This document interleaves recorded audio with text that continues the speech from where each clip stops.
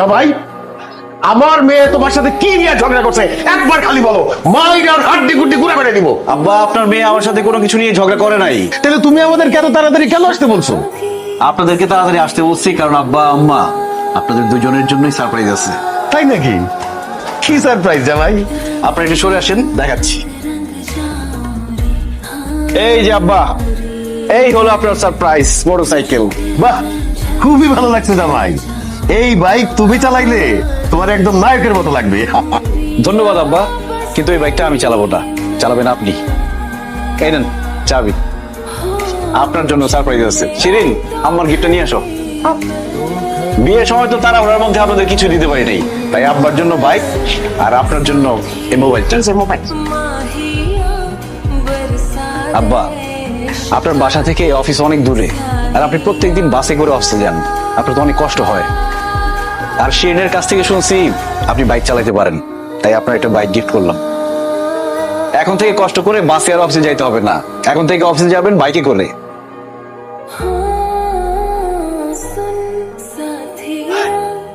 জামাইটা খুবই ভালো, খোলা মনের মানুষ। এরকম মানুষ এই যুগে পাওয়া কঠিন, বুঝলি? হ্যাঁ হ্যাঁ, এরকম মানুষ আমার মনে হয় না এই দুনিয়ায় আরেকটা আছে। যেইভাবে সে মানুষের উপকার করা শুরু করছে, আমাদের বলবে চলো আমরা গাছতলায় গিয়ে থাকি। হ্যাঁ, তুই চুপ কর তো, কি বলিস এসব?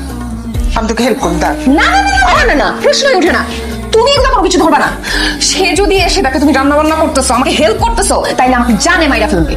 আরে মহসিন ভাই, কেমন আছেন আপনি? আছি, আমি ভালো আছি। তোমরা কেমন আছো? ভাই, যে এলাকায় আপনার মতো পরোপকারী দিল খোলা মানুষ আছে, সে এলাকায় আমরা ভালো না থাকতে পারি? ভাইজান, আপনার সাথে দেখা হয়ে ভালো হইলো। আমরা তো আপনারাই খুঁজতেছিলাম। তো তোমরা আমার কেন খুঁজতেছিল? ভাই, আমাকে ক্লাবের মধ্যে একটা ক্যারাম বোর্ড কিনবো আর 2-3 বান্ডিল টাস কিনবো। ভাই, গরমের মধ্যে তো আর টাস আর ক্যারাম বোর্ড খেলা যায় না, তাই কইতাছি আপনি আমাকে কিছু টাকা ডোনেশন করেন। কেউ বিপদে পড়লে আমি তার সাহায্য করার চেষ্টা করি, কিন্তু ফালতু কাজে এই মহসিন একটা টাকা খরচ করে না। তোমরা সারাদিন ক্যারাম বোর্ড খেলো, স্কুল কলেজ ফাঁকি দিয়া পোলা পাই নাই সেখানে ক্যারাম বোর্ড খেলে, আর তাস খেলার নামে যে জোয়ার আসর বসাও, এই খবর আমার কাছে নাই মনে করছো? সব জানি আমি। শোনো, এখনো সময় আছে, এইসব বাদ দাও। এই মহল্লার মধ্যে ক্লাব দাও, পারলে একটা লাইব্রেরি দাও, সেখানে বই থাকবে, মানুষজন এসে বই পড়বে, জ্ঞান অর্জন করবে। আর যদি লাইব্রেরিটা করতে পারো, তোমরা এসে আমার কাছে ডোনেশন চাইতে হবে না, আমি নিজে গিয়ে তোমাদের ডোনেশন দিব। ভাই, আপনি তো একটা ভালো বুদ্ধি দিচ্ছেন।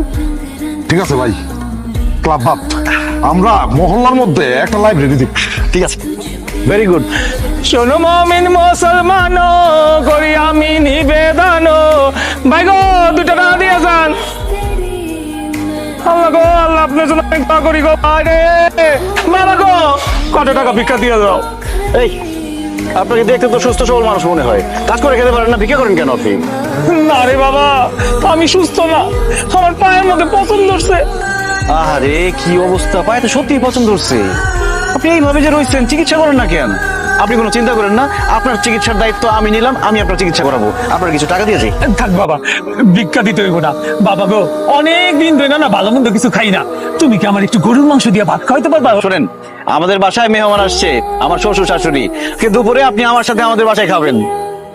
কি কও বাবা, আমি তোমার লগে তোমার বাড়িতে গিয়া দুপুর বেলা খামো? অবশ্যই আমার সাথে আমাদের বাসায় গিয়ে খাবেন, কারণ আজকে আপনি আমার মেহমান। চলেন আমার বাসায় চলেন। আল্লাহ তোমার বাসায় রাখুক বাবা। তো চলে আসবে। বাবা, তোমাকে কি অবস্থা, খাওয়া দাওয়া শুরু হয়ে গেছে নাকি? আরে না, এই তো জামাই বাবাজি চলে আসছে। বসো জামাই বাবা, আমরা একসাথে বসে খাই। আরে একসাথে বসে খাওয়ার মজাই আলাদা। এই জন্য আমি সাথে করে মেহমান নিয়ে আসছি। কি বলো, মেহমান নিয়ে আসছো? কে মেহমান? বাবাজি, তাহলে তাদের বাইরে দাঁড় করে রাখছো কেন? ভেতরে আসতে বলো। জি আচ্ছা আম্মা। এই কই আপনারা, আসেন সবাই। আমার আল্লাহ নবীজি নাম দিলে বারাসায়, আমার আল্লাহ নবীজি আল্লাহ গো, কমতে খাও। এই চুপ করেন। এই, তুমি না বলো মেহমান আসছে? এরা তো সব ফকির মিসকিন। আরে এই ফকির মিসকিন তো আজকে আমাদের মেহমান। এই খাবারগুলো আমি আমার বাবা মার জন্য রান্না করছি, তারা এগুলা খাবে। এইসব ফকির মিসকিনকে আমি এত কষ্ট করে রান্না করা খাওয়া খাইতে পারবো না। এই, আপনারা বেরোন তো, বেরোন। বাবাজি, আমরা কি সত্যি সত্যি চলে যাবো? এত মজার মজার খাওন, কি সুন্দর গান বাইরেছে, আমার তো যাইতে মন চাইতেছে না। আপনারা কোথাও যাবেন না, আপনারা আমার সাথে বসে খাবেন। আরে কি বলে জামাই, এই ফকির মিসকিন আমাদের সাথে বসে খাবে কেন? আমাদের খাওয়া শেষ হলে যেটা থাকবে সেটা ওরা খাবে। আমরা তো 3 বেলা পেট ভরে খাই, ওনারা 3 বেলা পেট ভরে খাইতেও পারে না। এই জন্য আজকে আমার সামনে বসে পেট ভরে ওনারা খাবে আর মন ভরে আমার জন্য দোয়া করবে। মহসিন, আমার কোনো দোয়া লাগবে না। তুমি ওনাদেরকে বাসা থেকে বাইর করো তো, আমার বিরক্ত লাগতেছে ওনাদেরকে দেখে। শিরিন, দোয়া যে কত মূল্যবান সেটা মরার পরে বুঝবা।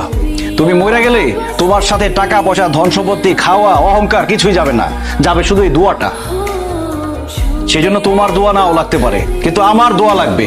বুঝতে পারছি ভাইরা আমার, আপনাদেরকে কেউ খাবার দিবে না, নিজেদের খাবার নিজেদের নিতে হবে। পছন্দ মতো খান। নেন।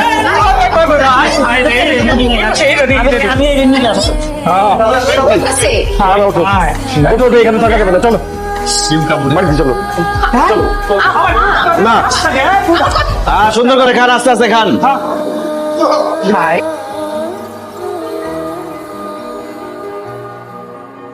আরে হারুন চাচা, আসসালামু আলাইকুম। ওয়ালাইকুম আসসালাম। বাবা মহসিন, কেমন আছো তুমি? আলহামদুলিল্লাহ ভালো আছি। তো চাচা হঠাৎ কি মনে করে আমার বাসায়? আসেন, ভিতরে আসেন। না না, আজকে যাব না। আমি আসছি তোমার একটু দাওয়াত দেওয়ার জন্য। ওর বিয়ে ঠিক করছি আগামী শুক্রবার। তুমি হলো ওই বিয়েতে আমার প্রধান মেহমান। তুমি আর বৌমা অবশ্যই আসবা। নসিবে থাকলে 4টা ডাইল ভাত খাইবা, আমার মায়ের একটু দোয়া করে যাবা। চাচা কি যে বলেন না, শিউলির বিয়ে আর আমি আসবো না? আমি অবশ্যই আসবো। না না মহসিন, তুমি একা এলে কিন্তু হইব না, বৌমারের সাথে করে নিয়ে আইবা। ঠিক আছে চাচা, আপনার বৌমাকে সাথে করে নিয়ে আসবো। হ্যাঁ,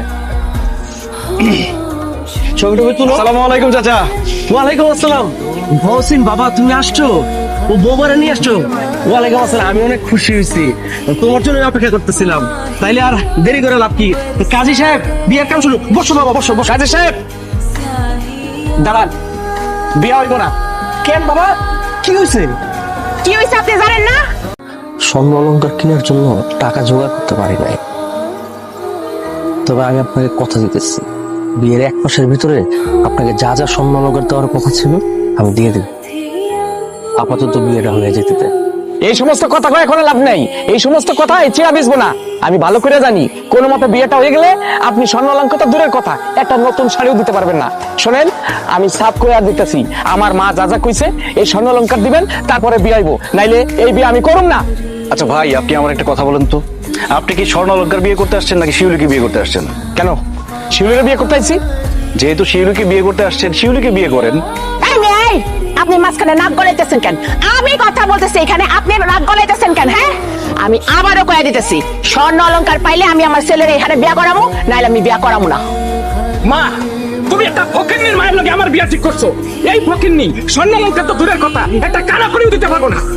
একদম ঠিক কথা বলছস। আমার আরো খোঁজ খবর নিয়ে এই বিয়া ঠিক করা উচিত ছিল। চল এখান থেকে, চল। চলো। সামান্য স্বর্ণের জন্য তুই বিয়ে ভেঙে চলে যাবি, একটা মেয়ের জীবন নষ্ট করবি? তুই তো মানুষ না, তুই একটা পশু। এই, তুই মারা গেলে স্বর্ণ গয়না কি তোর সাথে যাবে? এই স্বর্ণ গয়না নিয়ে কি তুই কবর যাবি? আমি তোরে স্বর্ণ গয়না সব দিতেছি, তারপর তুই বিয়ে না করে এখান থেকে যেতে পারবি না। শিরিন, তোমার স্বর্ণ গয়না সব খুলে দাও তো। কি বলতেছো? আমার স্বর্ণ কোনো খুলে দিব কেন? তোমার এই গায়ের গয়নাগুলো আমি ফকিনের বাচ্চারে দিব, কারণ এই ফকিনের বাচ্চায় গয়না ছাড়া বিয়ে করবে না। আমি মহসিন বাইচা থাকতে আমার সামনে গয়নাগাড়ির জন্য একটা মেয়ের বিয়ে ভেঙে যাবে, এটা আমি হতে দিব না। দাও, তোমার গয়নাগাড়ি খুলে দাও। অসম্ভব, আমার গয়নাগাটি আমি খুলে দিতে পারবো না। একদম ভালো কথা বলবো না, যেটা করতে বলছি সেটা করো, তাহলে খুব খারাপ হবে কিন্তু।